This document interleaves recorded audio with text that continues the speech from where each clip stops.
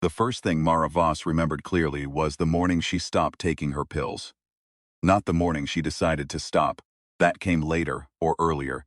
Time had gotten complicated since then, folded in on itself the way starlight does when it bends around something massive and dark.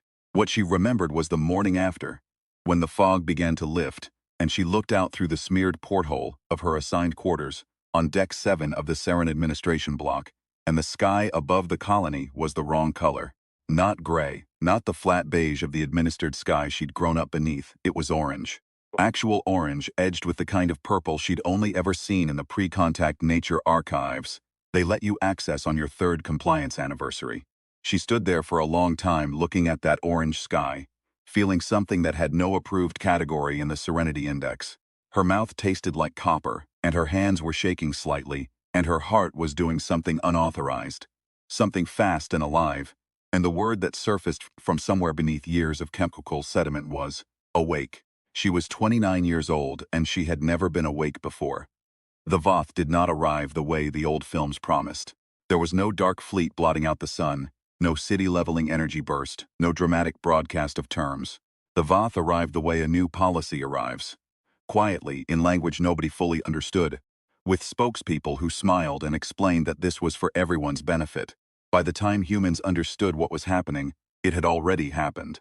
That was 17 years before Mara stopped taking her pills. The Voth were biological engineers the way humans were oxygen breathers. It was simply what they were, at the cellular level, in the marrow of their civilization. They had spent 11,000 years perfecting the science of compliance, not control through force. They found force inefficient, wasteful, beneath them. Control through chemistry, through the slow, precise reshaping of neurological architecture until a population no longer needed to be told what to think, because they had been made incapable of thinking anything inconvenient. They called it the Serenity Protocol. They introduced it to humanity as a gift. It came in capsule form, small blue. The promotional materials that the Voth's human-facing communications division produced called it a supplement to support cognitive harmony in an age of unprecedented change. The first cohort of volunteers reported reduced anxiety, improved sleep, greater feelings of social belonging. Within 8 months, with the quiet assistance of 17 of Earth's largest pharmaceutical distribution networks, which the Voth had purchased for a combined sum that erased 3 nations' sovereign debt.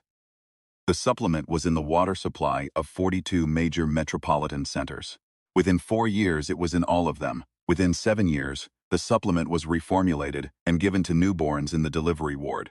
Standard protocol, recommended by every major health body, each of which had been restructured under the administration of Voth, appointed oversight committees. The paperwork was impeccable. The human representatives who signed the relevant legislation were all technically human, and all technically sane, and all had been on the supplement for a minimum of 6 years.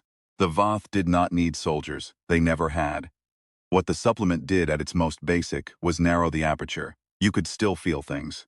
You could still love your family, follow your work assignments, experience low-grade satisfaction at a meal or a sunset. The Voth were not monsters. They were, by their own accounting, quite the opposite. A suffering workforce was an inefficient workforce.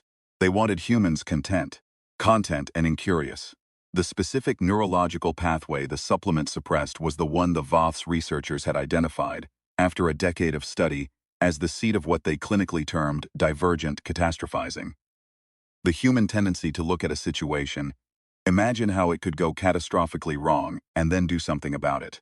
In Voth neurology, this pathway was vestigial, a leftover from a more primitive era of their development. They had long since evolved past it. In humans, they had come to understand this pathway was different. It was not vestigial, it was load-bearing, but that understanding came later, and from an unexpected source. Mara worked in data continuity, which meant she spent her days maintaining the archive systems that stored pre-contact human records. Literature, film, music, scientific research. The Voth preserved everything. They were not destroyers, they simply managed access. Most records were available to any citizen who requested them through the proper channels, which involved a 7-step authorization process that reset every 90 days, and which most citizens never initiated, because the supplement made it difficult to sustain the kind of focused, impatient curiosity required to navigate 7 steps of anything. Mara had initiated the process. She wasn't sure why. Or rather, she hadn't been sure why at the time. In retrospect, she understood that something in her had been fighting the supplement for years. A low-frequency resistance she had no name for, like a song stuck in your head that you couldn't quite hear. The archive she was assigned to maintain was labeled Sector 7 Historical Media Pre-Contact Human Production. It was enormous, hundreds of thousands of films alone. She was supposed to run integrity checks on the storage matrices, flag corrupted files, route them for restoration. It was meticulous, quiet work. The kind of work the supplement made easy to sustain. Focused, calm, incurious, except that doing the work required her to open files to check them. And one day, running an integrity check on a section of the archive marked Independent Low Distribution, she opened a file and found herself watching a human being talk directly into a camera lens. The file was undated in its metadata. A documentary of some kind, amateur by any pre-contact standard, rough framing, inconsistent audio, the kind of thing that looked like it had been made by someone working alone, on equipment they could barely afford. The person on screen was a man somewhere in middle age, brown hair going gray at the temples, eyes that looked like they hadn't slept in a long time. He was sitting in what appeared to be an ordinary apartment, behind an ordinary table, and he was looking straight into the camera, the way people look at something they need to hold on to. He said, "My name doesn't matter. What matters is that you understand what's happening and what will happen, and that you still have time to make it not happen. I'm sending this backward. I don't know if it works. I don't know if any of this works. But I've been awake for 4 months and I can see the whole shape of it now, and I can't just sit here and watch." He paused, took a breath. It was not a composed breath. They're going to tell you it's a supplement. They're going to say it's for cognitive harmony. And most of the people around you will believe it. Because by the time they start saying it, a lot of the people around you will already be on it. And you'll feel the pressure to join them. You'll feel like the odd one out if you don't. And the thing is, you will feel better, at first. You'll feel so much better, that's the point. He leaned forward slightly. His hands were flat on the table. The thing they don't tell you. The thing they can't tell you. Because they don't understand it, because they don't have it. Is that the part of you that hurts is also the part of you that fights. And if they take the hurt away, they take the fight with it. And then you're theirs. Not because they beat you, because you let them smooth you down. Mara had stopped running the integrity check. She wasn't sure when. She was just watching. "There are things in here," the man said, tapping his temple. "Things that are ours. Ways we think that nobody else thinks. Ways we hold on to things, and hold on to each other, and refuse to let go of something just because letting go would hurt less." He almost smiled. "We're very stupid that way, and I love us for it. I love us so much." He picked up something small from the table, a pill, blue. He held it between his thumb and forefinger and looked at it for a long moment, then set it down on the table in front of him and did not pick it up again. "Don't take the pill," he said. "That's it. That's the whole message. Everything else is just me trying to explain it." The file was 7 hours long. Mara watched all of it over 4 sessions, routing false integrity check confirmations through the system each time, her heart doing its unauthorized rapid thing throughout. The man in the film, she came to think of him as Owen, though he never gave his name, walked through everything, the mechanism of the supplement, the neurological pathway it targeted, the Voth's 11,000-year history of applying this same method to other species, of which he had somehow obtained records. He showed images, blurry, clearly sourced from restricted databases, of what those other species looked like now. Still alive, still functional, producing, consuming, maintaining the infrastructure of their own comfortable captivity. He showed maps. He showed chemical diagrams. He showed a timeline that extended forward, which he insisted was not speculation but memory. "I've been to the end of it," he said, without elaborating. He showed the specific watershed moment, the point at which the Voth supplement program became self-sustaining, the point at which enough humans had been on it long enough that the culture itself became the delivery mechanism, that the pressure to comply, to be calm, to not make trouble became indistinguishable from the ambient air. And the supplement was simply what you did because everyone did it. And the children born into that world had never known anything else. That moment, Owen said, in the film's final hour is close. It may already have passed. I don't know. Time is. It's not as fixed as they need you to think it is. Which is also something they suppress, incidentally. The understanding that things are not fixed. That is perhaps the most dangerous thing they've taken from you. And the most important thing to take back. He was quiet for a moment. Behind him, through an apartment window, Mara could see a sky that might have been orange. It was hard to tell, in the archive's compressed file format. "Find the others who are awake," he said. "You'll recognize them. They'll look frightened and alive. They won't be taking the pill. They'll be remembering how to be angry and remembering why being angry at the right things is not a malfunction. It's a feature." He rubbed his eyes. He was exhausted, she realized. Whatever he had been through to make this film had cost him enormously. Humans have always done this. We survive by refusing to be what the universe tells us we have to be. We are profoundly, specifically bad at accepting inevitability. We are constitutionally incapable of lying down. The almost smile again. That's the whole thing. That's humanity in one sentence. We just need to remember it. He reached forward. His hand filled the frame for a moment, and then the file ended. Mara sat in the blue light of her workstation for a very long time. Then she reached into her pocket and took out the morning supplement. She looked at it the same way Owen had looked at his. In that room, in that orange-lit apartment. She set it on the desk. She did not pick it up again. The others were not hard to find, once she knew what to look for. It was, as Owen had said, a matter of expression. Most faces in the colony moved through the world on a kind of frictionless surface. Pleasant, moderate, undisturbed.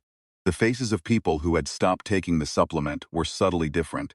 They were present. They tracked things. Their eyes moved too fast, caught too much, lingered on the wrong details. They looked, in a word, troubled. And in the world the Voth had built, to look troubled was already a kind of dissent. She found Priya first in the commissary, staring at a tray of standardized nutrition portions with an expression of barely suppressed rage that was so spectacularly out of place that Mara almost laughed. Priya was a water systems engineer, 26, and she had been off the supplement for 3 months after a maintenance error had cut her sector's water supply for 9 days, and she'd been forced to drink from emergency reserves. 9 days of unmedicated consciousness. She said it had been like being born in reverse.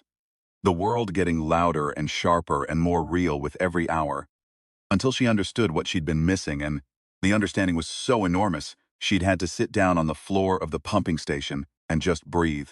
Mara found Felix a week later through Priya. Felix was 41, a former research biologist who had been quietly decanting his supplement into his lab sink for 8 months, using the chemical analysis capabilities of his work equipment to study the compound, mapping its molecular structure, charting its interactions with the specific neural clusters Owen's film had identified. He had developed a partial counteragent, not a cure, something that accelerated the clearance process, reduced the rebound period, made it possible to stop the supplement without the months of cognitive fog that the compound left in its wake. He called it the antidote, with capital A seriousness that was completely earnest and slightly ridiculous, and Mara loved him for it immediately. There were others. 6 more in the weeks that followed. A teacher, 2 dock workers, a medical technician, a 17-year-old girl who had simply never liked swallowing pills and had been spitting them out since she was 11, who was therefore the most clear-headed human being Mara had ever met, and who handled the revelation of her situations with a cheerful practicality that made the older members of their group feel vaguely embarrassed. Her name was Sable. She was already running networks. 8 people in a colony of 60,000 who were awake. They met in the water system's sub-basement, which was Priya's territory, and which had no Voth monitoring infrastructure.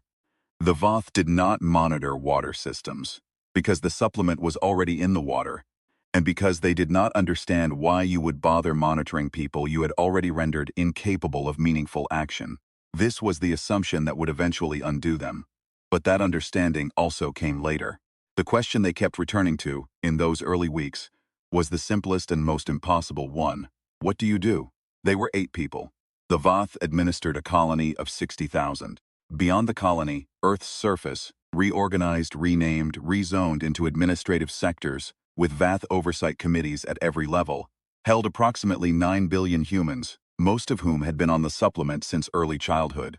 The Voth themselves maintained a permanent presence of roughly 400,000 personnel across the planet, though personnel was not quite the right word. The Voth did not think in terms of individuals the way humans did. They thought in terms of functions. Each Vath functionary was an extension of a larger computational will. They communicated through pheromonal chemical signaling, layered over electromagnetic pulse patterns, which meant that their internal communications were entirely opaque to human senses. Felix laid all of this out on a scratched piece of act paper, because paper left no digital trace, his handwriting tight and precise. He drew circles representing population groups, drew arrows representing chemical supply chains, drew smaller circles for distribution nodes. He drew the 8 of them in the corner of the paper as a small cluster of dots. "Right," said Sable, looking at the diagram. "So that's the problem as it exists. What's the problem we can actually solve?" They looked at her. "We can't wake up 9 billion people," she said. "We also can't wake up 60,000, not yet. But we have Felix's antidote, we have Priya's water access, and we have the archive." She looked at Mara. "Owen's film. It's 7 hours long," Mara said. "We don't need 7 hours. We need 7 minutes. The core of it. The thing he said at the end." Sable leaned forward. She was 17, and she looked like someone who had already decided. "They have the supplement in the water supply. We have access to the water supply. We put the antidote in a targeted sector. We flood the archive with Owen's film, or the excerpt, into the colony's general network before anyone can block it. And we have a window. Maybe 24 hours, maybe 48. After that, the supplemented water overrides the antidote, and they go back under.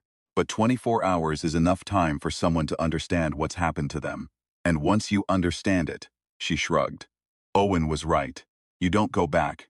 "They'll know it was us," Felix said. "Yes, the Voth response will be, I know what it will be." Sable looked at him steadily. "That's why we move the same day we release the film. We don't stay still." It was not a plan so much as the skeleton of a plan. The flesh they built onto it over the next 6 weeks was improvised, contested, rebuilt from scratch twice, and ultimately held together by a combination of Priya's engineering knowledge, Felix's chemistry, Mara's archive access, and what Sable described with characteristic bluntness as the fact that the Voth have never dealt with anyone who wasn't already half asleep when they met them. The morning they moved was a Tuesday. Mara had chosen Tuesday because Owen's film, in one of its quiet, tangential moments, mentioned that his wife had loved Tuesdays. She said the week was over its worst by then, that you'd made it through the hard part and the rest was just following through. It was a small thing, probably meaningless. But Mara had found herself drawing on small things lately, the orange sky through her porthole. The memory of rain, from before the Serenity Protocol, had extended to atmospheric management. The sensation of caring about something so much it made your chest hurt. These things sustained her in ways she couldn't have articulated on a supplement, and couldn't stop articulating now. Priya introduced the antidote into the water supply of sectors 12 through 19, the residential blocks, the school zones, the commissary district, at Zo 400 Euro, timed to work through the morning distribution cycle. Felix had calculated a 6-hour window before the compound was mobilized and the supplement reasserted. By 0800, roughly 18,000 people would be, to varying degrees, beginning to surface. At 0730, Mara uploaded Owen's film, the full 7 hours, plus the condensed excerpt Sable had edited down to 11 minutes and 20 seconds. Precise and careful as a blade, to every accessible node in the colony network. Not just the archive, every personal terminal, every public screen, every commissary display. The educational networks that the Voth used to pipe standardized information to the colony's school systems. Every screen in sectors 12 through 19 displayed the same thing. A man behind a table, looking into a camera, saying, "My name doesn't matter." The Voth response began at 0748. It was not soldiers. The Voth did not use soldiers. What they used was more precise than soldiers, and to human perception more terrifying. 7 Vath functionaries, tall, pale carapaced, moving with the boneless efficiency of something designed rather than evolved, arrived at the main water treatment facility at 0751. They did not announce themselves. They did not speak. They interfaced directly with the facility's chemical management systems through the bioports that ran along their forearms, and began the process of flushing and restoring the supply. Priya had anticipated this. The facility's backup systems had been rerouted through 3 redundant junctions. She'd spent 4 weeks quietly reconfiguring. Flushing the main supply would take them approximately 6 hours instead of 40 minutes. At 0803, 4 Voth functionaries appeared at the archive center. They moved through the corridors toward Mara's former workstation with the unhurried purpose of something that has never had a reason to hurry, because it has never lost. They sealed the terminal. They began the process of pulling Owen's film from the network. Sable had anticipated this too. The film had been seeded across 1,200 mirrored nodes in the colony's decentralized archive subsystems, configured to re-upload to any cleared terminal within a 30-second delay. The Voth could pull it from one place. It would appear in another. They could pull it from 1,200 places, if they had 1,200 functionaries in position, which they did not, because they had never needed to suppress anything in this manner before. Their standard content management system was designed for a compliant population that did not actively replicate resistance. It was not designed for humans. Mara was in Sector 14 when the first waves hit. She was standing in the middle of what had been a perfectly ordinary morning pedestrian corridor. People moving through their standardized routines, faces smooth and undisturbed. When she saw a man stop walking and stand very still, the way a person stands when something has changed in the air pressure, he looked around him, his eyes fast, catching details, and she recognized the expression immediately because she had worn it herself that first morning with the orange sky. Then the man looked at the public screen on the wall above him, where Owen's face was filling the frame, and he stood there for a long time reading it. He began to cry. Not quietly. He stood in the middle of the pedestrian corridor and cried with the specific helplessness of someone who is suddenly feeling 17 years of a feeling they didn't know they'd been forbidden to have. People walked around him, still smooth-faced, still supplemented, parting like water around a stone. But two of them stopped. They stopped and looked at his face, and something shifted in their own. Something trying to surface through the chemical thickness. Something that recognized what it was seeing even if it couldn't name it. Mara moved through the sector for the next 4 hours. She carried Felix's antidote in a portable distribution unit disguised as a standard maintenance sprayer. They had argued about this, whether it was ethical to dose people without consent. And the argument had been long and genuine, and the conclusion they had reached was that the supplement itself had been administered without consent to people who couldn't consent, from birth, and that this was the reversal of something stolen rather than the imposition of something new. She was not certain this was right. She was more certain than ever that uncertainty was a sign of health rather than a flaw. She found the frightened and alive faces in the crowd, and she moved toward them, and she told them what was happening, and she watched the range of responses a human being can have when they suddenly understand what has been done to them. Some of them were angry in ways that were loud and physical, and needed to be redirected before they attracted attention. Some of them went very quiet, which was almost harder to watch. Some of them wanted information, immediately, practically. What could they do? Who were the others? Where could they go? The teacher in their group, a man named Declan, who had been off the supplement for 3 weeks and was still rediscovering how to feel feelings in real time, had set up a meeting point in the Sector 14 community hall, and was directing people there with the focused, gentle urgency of someone who has decided that the thing they are most afraid of is doing nothing. By noon, the community hall held 412 people. The Voth did not understand what they were looking at. This was the thing, the crucial, load-bearing thing, that Felix had identified in his months of studying the compound and the Voth's research into human neurology. The Voth were extraordinary biologists. They understood the chemistry of consciousness better than humans ever had. But their model of consciousness was built on 11,000 years of studying species that responded to the supplement the way they were supposed to respond to it, with reduced resistance, reduced curiosity, reduced capacity for the specific kind of frantic, escalating. This is a disaster. I need to do something about this right now, thinking that the Voth found so exhausting and inefficient. What they did not have a model for was a species in which that thinking was not just a stress response but a social technology. Humans, under pressure, did not only panic individually, they organized. They found each other. They talked too much and too fast, and fell over each other, and argued, and then, out of the chaos of all that frantic communication, produced something unexpected, something the individual components could not have produced alone. The Voth's response protocol, refined across 11,000 years, was designed for individuals and small groups. It was not designed for 400 people in a community hall, and then 800, and then 1,200, growing by the hour as the antidote worked through the sector, and as Owen's voice kept playing from every screen that hadn't yet been purged, every phone that hadn't been shut down, every archive node that was one step ahead of the Voth's content management sweep. The Voth sent a compliance directive to the colony's Voth-administered governing council at 1100. Standard protocol. Identify resistance nodes, isolate, apply supplemental override in targeted areas. The Council issued the directive. Priya had been inside the colony's administrative infrastructure for 6 weeks. The directive reached its destination 17 minutes late, rerouted through 3 wrong junctions, with a formatting error in the chemical distribution command that rendered it procedurally invalid and required it to be resubmitted. By the time it was resubmitted, it was 1400, and the community hall meeting had spilled out into the street and become something larger and louder and harder to categorize. Because by that point there were people in it who were still supplemented, who were not fully awake, who had seen the faces of their awake neighbors and been drawn in simply by the gravity of it, by the sight of other humans feeling things with such unmedicated ferocity that even the chemically dulled could sense that something real was happening. Sable moved through it all with her phone and her portable distribution unit, and what Mara could only describe as the serenity of someone who has never been taught to be afraid of their own instincts.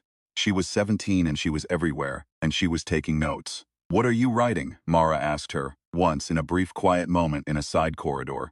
"Everything," Sable said. "We're going to need to send this backward too." The confrontation with the Voth compliance team happened at 1623, at the eastern boundary of Sector 15, which was as far as the antidote's initial distribution had reached. 7 functionaries, pale, efficient, moving with the confidence of something that has never been wrong about a situation. They carried compliance enforcement units, devices that released a fast-acting aerosol form of the supplement's active compound, capable of sedating a crowd in under 2 minutes. Standard procedure. Clean, minimal damage. They had used it 14 times across the colony in the 17 years since the Serenity Protocol's installation, each time with complete success. The crowd they met at the boundary of Sector 15 numbered approximately 2,000 people. Mara was near the front. She had not planned to be near the front. She was not a person who had spent her life near the front of things. The supplement had ensured that, but she had been moving through the sector since morning, and her legs had simply carried her here. And now she was standing in the orange afternoon light. It was genuinely orange, she realized, not just her defrosted perception. The atmospheric management systems had been running on reduced power since the water facility rerouting had pulled from the same grid. Looking at 7 Voth functionaries, raising compliance enforcement units. She thought of Owen's apartment, the blue pill on the table, the way he had said they can't tell you, because they don't understand it, because they don't have it. The thing about a compliance aerosol is that it requires a contained space to work effectively. Open air disperses it. It requires a crowd that stays still. She did not stay still. She began moving toward the functionaries. They were not prepared for this. Not strategically, they had deterrence models for running crowds, for panicking crowds, for crowds that surged away from the threat. They had never modeled a crowd that surged toward it. It was not a thing that a supplemented population did. It was not a thing that species in their historical record did, once compliance measures were deployed. It was not by any of their models a rational response. It was, however, a very human one. The compliance aerosol was effective in a 5-meter radius. The crowd was 2,000 people deep. The functionaries released the aerosol, and it worked exactly as designed, on the approximately 40 people in its immediate radius, who would recover in 4 to 6 hours and who were guided to safety by Declan and 3 others working the crowd's edges. The rest of the crowd did not stop. The Voth functionaries fell back. They had other protocols. They began the signaling process for requesting additional enforcement resources from the administrative center. The pheromonal chemical signals traveled at their usual speed. Sable, standing on a maintenance platform 12 meters above the crowd, watched the functionary's communication attempt, and then looked at the device in her hand. Felix's work, 6 weeks of nights, and activated a focused electromagnetic pulse in the frequency range that the Voth's biosignaling system used for long-distance transmission. The signal didn't reach the administrative center. In the sudden silence of a communication that went nowhere, the 7 Voth functionaries stood at the boundary of Sector 15 and looked at 2,000 human beings looking back at them. There was no model for this moment in their protocols. There was no historical precedent. Their entire operational framework rested on the assumption that, by the time they deployed, the population was already half what it needed to be, already narrowed, already smoothed, already deprived of the specific neurological capacity for this precise flavor of collective refusal. One of the functionaries, later, Mara tried to describe what she saw in its expression, and couldn't find the word because the word might not exist in human language. Turned and looked at its colleagues. Whatever passed between them in that moment, in whatever internal register the Voth communicated when their external signaling was blocked, was invisible to the crowd. What was visible was that they stepped back, and then they stepped back again. The administrative center fell to no army because there was no army. There was just more of the same, the antidote, the film, the spreading ring of awakened people, the impossible logistics of trying to resuppress a population that was actively teaching each other how to stay awake. It took 4 weeks. The Voth, to their credit, or perhaps simply to the logic of their nature, did not resort to the one tool that might have worked: violence. They had not used violence in 11,000 years. It was not that they were incapable of it. It was that they had built their civilization on the premise that it was unnecessary, that chemistry was cleaner and more permanent, and that a species which needed violence to maintain its authority was a species that had failed at biology. The Voth did not fail at biology, they failed at humans. Later, when the Voth had withdrawn to their administrative centers, and the human-facing committees had been dissolved, and the water supply had been cleaned, and the newborn ward protocol had been quietly retired, Mara went back to the archive. She sat at her old workstation, or a workstation like it, in the same chair in the same building, though the building felt different now with the lights up and the monitoring dark, and she opened the file. Owen looked out at her from behind his table. Brown hair, gray at the temples, exhausted eyes. "My name doesn't matter," he said. She watched for a while. She knew all of it by memory now, but there were parts she came back to. The part where he talked about the species they had found records of, and the way he sat with that information for a moment before speaking, the specific quality of silence before he said, quietly, "I don't blame them. I really don't. The thing they were offered was peace, real peace, lasting peace, the kind you don't have to work at, and we're all so tired. That's the thing nobody tells you about the human condition. We are so tired all the time, from carrying all of this." He gestured vaguely at the air in front of him, at everything that didn't have a name. And the offer was, "We can take that weight. We can make you comfortable. We can give you rest." He folded his hands on the table. "The problem is that the weight is us. The carrying is us. Take it away and you haven't given us rest. You've given us nothing." Mara had watched this part many times. She thought about it differently now. Sit in a building where the monitoring was dark and the lights were up, and somewhere down the corridor, she could hear Declan arguing with somebody about the new committee structure. His voice carrying that particular edge it got when he was fully awake and fully invested and completely unwilling to let something go. She thought about the man in the crowd, crying in the corridor, people parting around him like water around a stone. She thought about Sable, 17 years old, taking notes because we're going to need to send this backward too. She thought about what it meant to carry something, to insist on carrying it, even when you were offered the relief of putting it down. To look at the offer of rest and recognize it as the removal of yourself. Owen on the screen picked up the blue pill, held it, set it down. "Don't take the pill," he said. "That's it. That's the whole message." Mara sat in the light of the screen, in the building that felt different now, in the world that was still enormously damaged and complicated, and full of humans who were frightened and tired and angry and alive, and she thought, yes, that's it. That's the whole thing. Outside, through the window, the sky was orange. She left it that way.